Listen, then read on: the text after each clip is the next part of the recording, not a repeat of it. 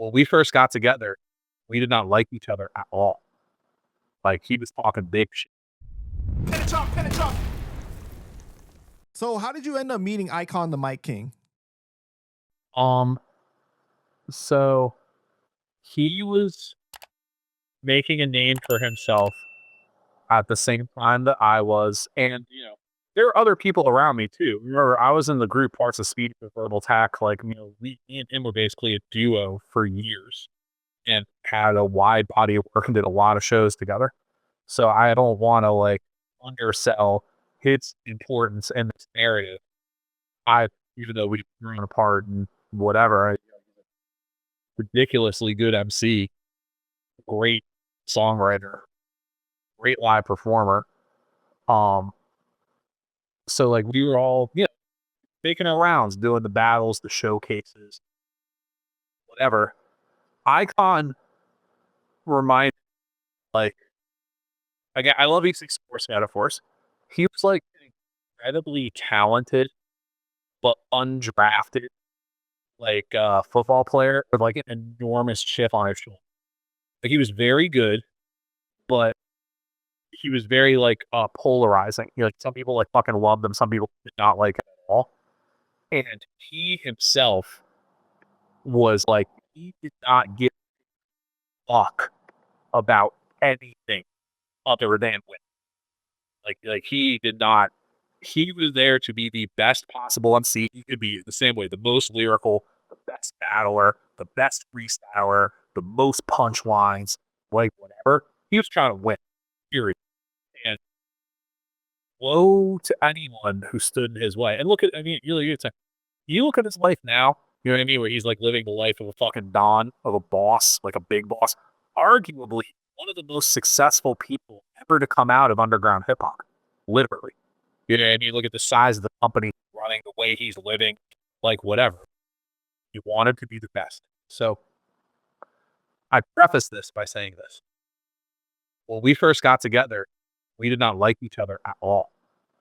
Like, he was talking big shit on verbs. And I remember one time I battled a dude at the showcase in New York. I think I won that battle. I won. It was like it wasn't a major. It was like a little showcase battle in New York City. I think it was at the Pyramid Lounge. Because I think I told the dude, like, call him a pharaoh because he got buried at the pyramid or whatever. I had a good line of that show. I was like, I'm roasted. I'll explode your crew. I'm exposing you, and I know you stole those shoots from a homeless dude. Because the dude had some, like, he had some Jerusalem cruisers on. No, he's like battling. He had some what are those? 20 years. Whatever. So I remember iCON at that battle. He got on stage. He like, I'll battle any two persons, places, or things.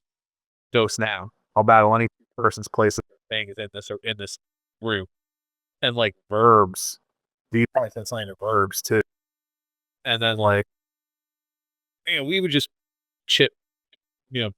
We'd be chippy with each other, back and forth or whatever. I saw iCON. So I saw him in one of his most notable battles, which was at the fucking wetlands in Manhattan. I think it was a bragging rights, I think.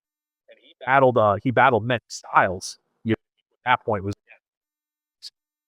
absolutely unheard of talented New York lyrical MCs, and still is. Someone who, Many Styles is like lyrically and delivery wise is a generational talent. Like, people don't understand. There are very few people who understand how good this is and how far ahead of time he was. Literally, when he was battling, he was like one of the first people. I remember, like, we were watching it, like the Scribes, like one that. The way he would do it, like where he would like pop lock, like while he was spitting, like this. I was like, this dude, like, he literally seemed like he was a cyborg who was sent from the future.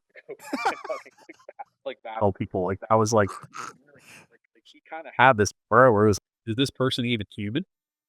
He's the rapping Terminator? Yes. Because, dude, go back and watch those old Many Styles battles.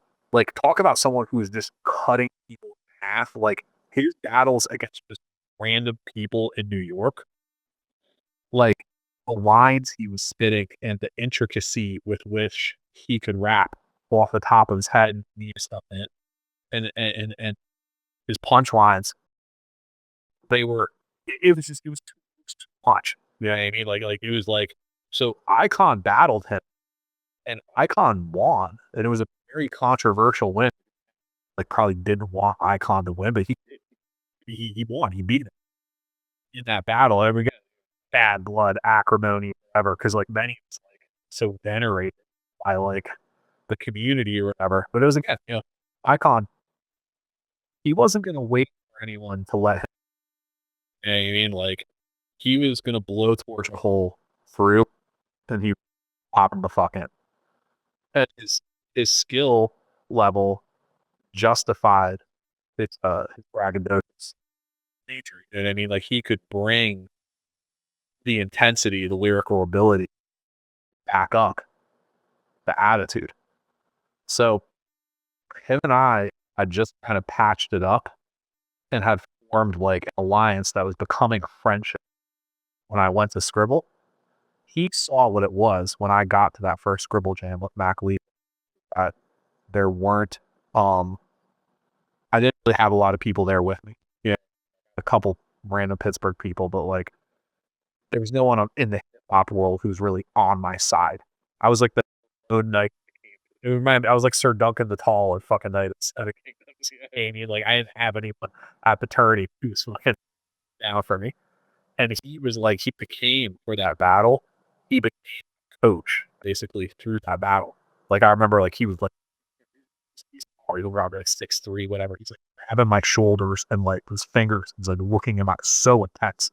And he's like, look, man, gotta take this dude the fuck out. Da da da da da da da. Then like Mac Lee mad as fuck when they get that's Mac Lee over me.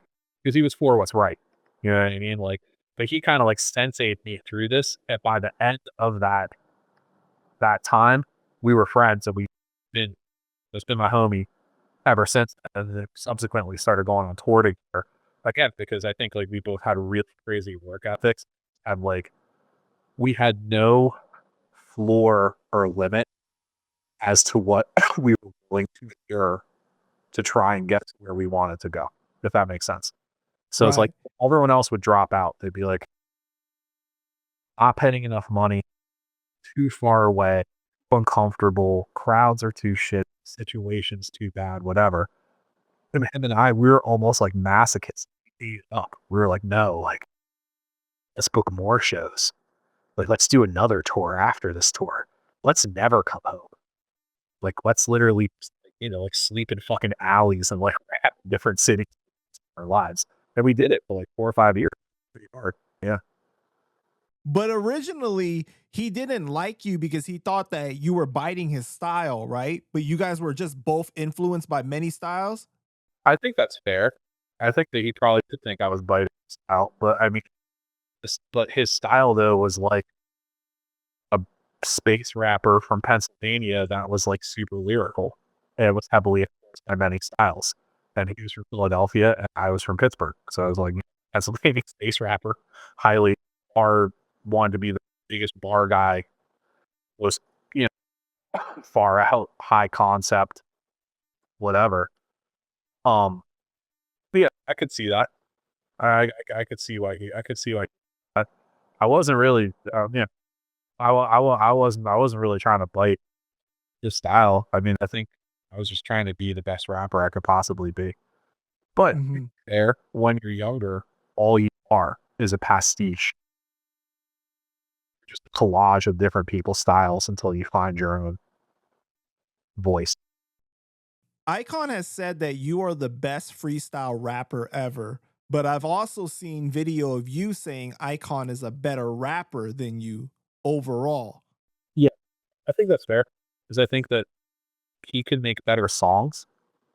Can like do different stuff there that I'm not good at or whatever. But I think that in my in my off the top of the head, yeah, I didn't there weren't many I'm not even talking about battling. I'm talking about like just like the ability to spit a freestyle with nothing rehearsed that sounds like a written and lay the punchlines in the right way, but you're making it all up in the rhyme scheme, whatever. He's seen me back out and do some pretty insane shit. Like my greatest freestyle feats were never with a person in front of me. It was always just free. If you like put on a fucking beat, I'm just gonna rap and I'm gonna spaz. Yeah. And absolute disassociate from the conscious realm and like go somewhere else and come back with a vortex of weird world patterns.